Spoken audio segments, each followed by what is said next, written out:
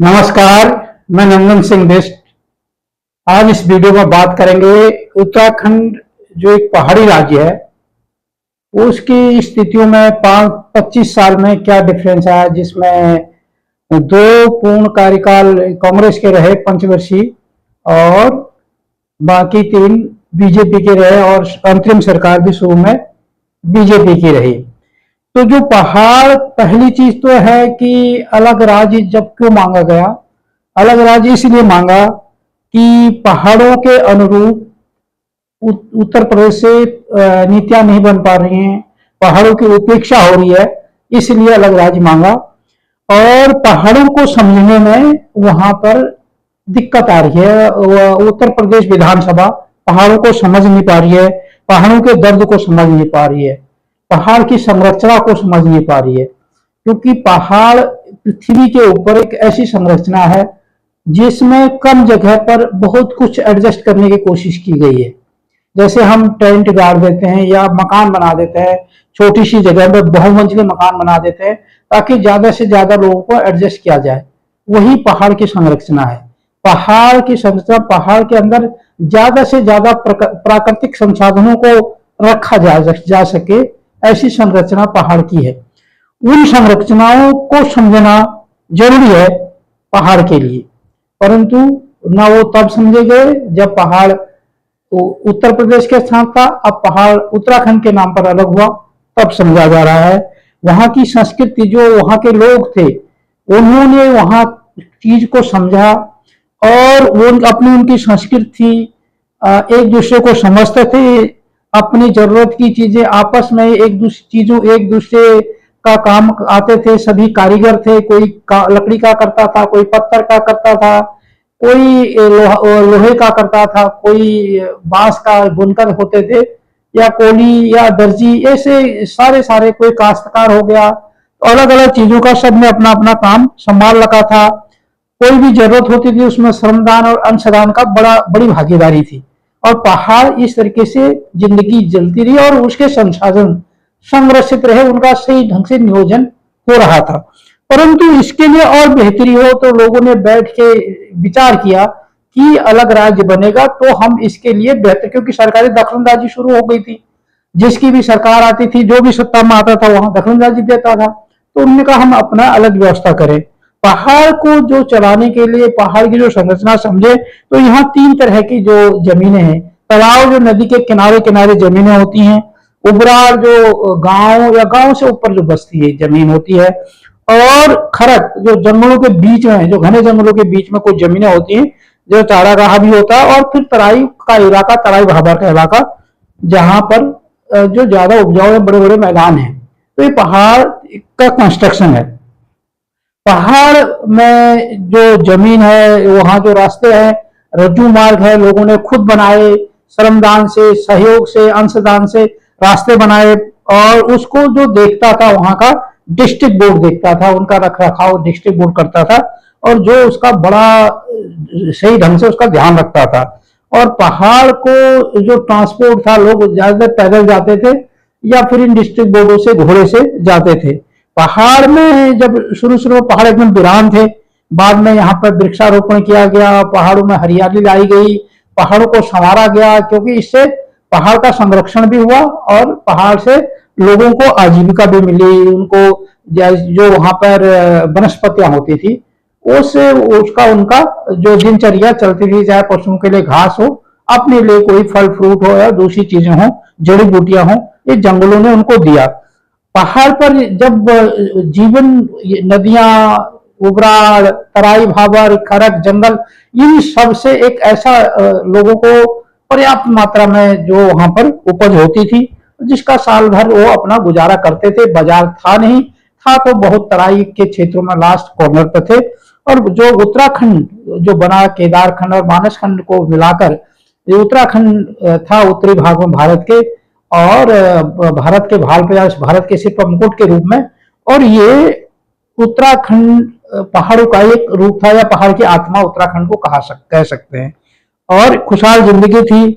पर लोगों ने जब अलग राज्य मांगा तो सोचा कि स्विट्जरलैंड की कल्पना थी कि छोटा राज्य होगा और हम इसमें, इसका एक तो संरक्षण सबसे ज्यादा था, जो आज वहां पर पहाड़ का दोहन हो रहा है, अनियोजित निर्माण हो रहा है, इसके खिलाफ सोच थी। जो तालाब और बड़े बड़े बांधों से पहाड़ों को डुबोया जा रहा है, उससे परे सोच थी कि हम यहाँ पर जैसे जो रज्जू मार्ग थे उनका थोड़ा डेवलपमेंट बड़े करेंगे, इनमें जीप और हल्के वाहन चलेंगे, हाईवेज बनेंगी तो जो सरकारी हाईवेज है वो टनल से और पुलों के माध्यम से जाएंगे, पहाड़ को कटाव कम से कम किया जाएगा। और ये पहले जब ये सारी प्रथा ठेकेदारी सरकारें आने लगी, सरकार अलग राज्य बना, राज्य में ये था कि राज्य बन गया तो हमारी दखलंदाजी होगी और हम अपनी नीतियां बनाएंगे, पर ऐसा नहीं हो पाया। वहां पर राजधानी विवादित जगह देहरादून रख दी गई, लोगों ने पहाड़ के बारे में सोचना बंद कर दिया फिर ऐसी योजनाएं बनने लगी कि सारे ठेके पड़ने लग गए, योजनाएं देहरादून से बनने लगी, पहले लखनऊ से बनने लगती थी, फिर देहरादून से, फिर उसमें भ्रष्टाचार ने अपना वो पकड़ बना ली। और जो पहाड़ में सीढ़ीदार खेत बने थे, पहाड़ में जो सड़कें जाने लगी, जब खेत भी पहाड़ में बनते हैं तो सीढ़ीदार बनते हैं और ऊपर का खेत नीचे के खेत के ऊपर ढलान पर नहीं, उसका ढाल नीचे के खेत के ऊपर नहीं होता, नहीं तो क्या होता है ढह जाएगा। परंतु जब रोड़े काटी इन्होंने अनियमित ढंग से, तो इस तरीके का पहाड़ के ढाल करके और आज पहाड़ धस रहा है। सारी योजनाएं ऐसी बन रही हैं जो जब श्रमदान से या अंशदान से योजनाएं बनती थी तो वो कई सालों से जो तब बनी थी, आज से 50 साल पहले जो बनी होंगी वो आज भी अच्छी है, परंतु जो ये बन रही आज सरकारी योजनाएं जो ठेका देके बन रही है वो 2-3 साल में समाप्त हो जा रही है। मतलब पंचवर्षीय योजना पहले पूरी होने से पहले वो योजनाएं खत्म हो जा रही हैं। तो इनके खिलाफ लगातार लोग आंदोलन कर रहे हैं। लोगों ने उतना समय श्रमदान में और अंशदान में नहीं दिया जब शुरू का निर्माण पहाड़ों के अंदर हुआ, किसी भी स्कूल का, किसी भी रास्ते का, किसी भी नहर का, किसी भी योजना का, जितना आज लोगों को संघर्ष करना पड़ा, लड़ना पड़ा, आंदोलन करना पड़ रहा है। आज क्या हो रहा है कि उस समय प्रतिनिधि लोगों के साथ बैठ के योजनाएं बनाते थे और फिर सरकारों से गुहार लगाते थे कि इस योजना को पर काम करो। परंतु आज की डेट में क्या है कि सरकार में जो नेता हो गए वो राजा बन चुके हैं, वो किंग हो गए हैं, वो कुछ सुनते ही नहीं है और उनका वो ऐसी योजनाएं बनाते हैं ताकि उनका कितना वो हो, बस उस पैसा बस के केवल प्रचार होता है। जनता के मतदान के बाद जनता ये इससे कुछ नहीं होता, प्रचार बहुत कुछ होता है और केवल आप टीवी में, न्यूज़पेपर में, सोशल मीडिया में देखोगे सरकार ने इतना कुछ कर दिया, प्रैक्टिकली कुछ नहीं होता है। और स्थितियां इतनी कमजोर हैं पहाड़ों की या उत्तराखंड की स्थितियां ऐसी हैं कि पिछले 25 सालों में अगर देखा जाए कि उत्तराखंड ने क्या पाया क्या खोया, तो केवल इतना है कि अगर औसतन देखा जाए तो किस्मत वाले गांवों को 1-2 किलोमीटर 25 साल में रोड मिली है, उसके अलावा नुकसान ही मिला है। और जबकि पहले केवल अंशदान देते थे थोड़ा बहुत और श्रमदान देते थे और एक संतोषजनक रिजल्ट सामने आता था और अच्छी क्वालिटी की योजना बनती थी। आज की डेट में हर आदमी हर चीज पर टैक्स दे रहा है और प्रत्यक्ष कर के अलावा लगभग 20% जो भी वो डेली खर्चा करता है वो अप्रत्यक्ष कर के रूप में सरकारी खाते में जा रहा है। रिजल्ट और महंगाई चरम पर है, महंगाई के नाम पर भी सरकार के पास जा रहा है, परंतु जो मिलना चाहिए लोगों को वो नहीं मिल रहा है। और जो लोगों का कर का रूप में, महंगाई के रूप में लोगों से पैसा वसूला जा रहा है, उससे मनमानी योजनाएं बनाई जा रही है। योजनाओं में इतना करप्शन है कि लोग वीडियो अब देखते हो कि जैसे एक रोड मैंने बताया पहाड़ में विकास के नाम पर कि किस्मत वाले गांवों को 1-2 किलोमीटर औसतन रोड मिली है। अगर सब गांवों के बीच में कितनी रोड आई तो अगर कहीं 10-20 किलोमीटर रोड बनी है तो वो 10-20 गांवों को कवर कर रही है।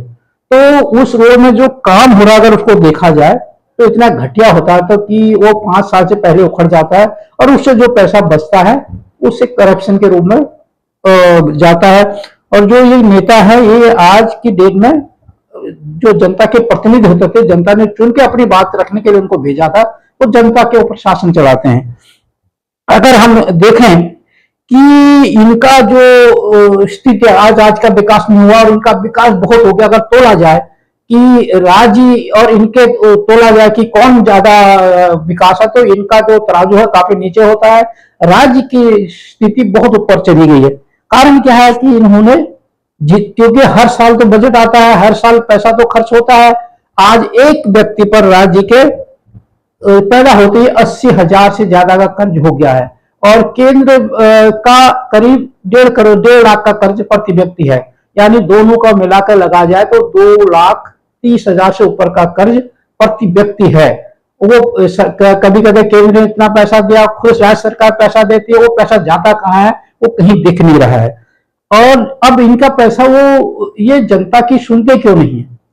ये जनता की, क्योंकि ये योजनाएं ऐसे बनाते हैं ताकि जो इनको चुनाव में मदद करता है उसको ये मदद उसकी सुनते हैं।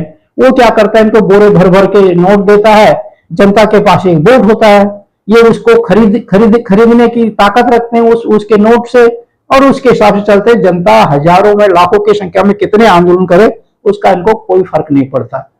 अब दूसरी थी खेती, गौवंश पे इन्होंने लगा दिया प्रतिबंध। वहां की जो पहाड़ी खेती थी वो बैलों से चलती थी, गौवंश पे प्रतिबंध लगाते ही वो खेती भी खत्म हो गई है। क्योंकि लोगों का कि बैल अगर पाल लिए तो लास्ट में उसको कहाँ बेचेंगे, क्योंकि उसका व्यापार पर तो प्रतिबंध है। और कितने बैलों को रोक रख पाएंगे, कितने गायों को पाल पाएंगे, उसको देखते हुए वहां भी खेती भी बर्बाद हो गई है। क्योंकि खेती करने के लिए वहां ट्रैक्टर से चल नहीं सकता खेतों में, जाए वहां बैलों से खेती होती है, और इस वजह से भी वहां खेती चौपट हो गई है। अगर हम 25 साल का आंकड़ा देखें कि क्या, तो मैंने जैसे बताया कि किस्मत वाले गांव के हिस्से 1-2 किलोमीटर रोड 25 साल में आई है, और वो रोड भी अधिकांश रोडें ऐसी है जिनमें डामर नहीं हो पाया 25 साल के अंदर, और उनमें राजनीति हो रही है।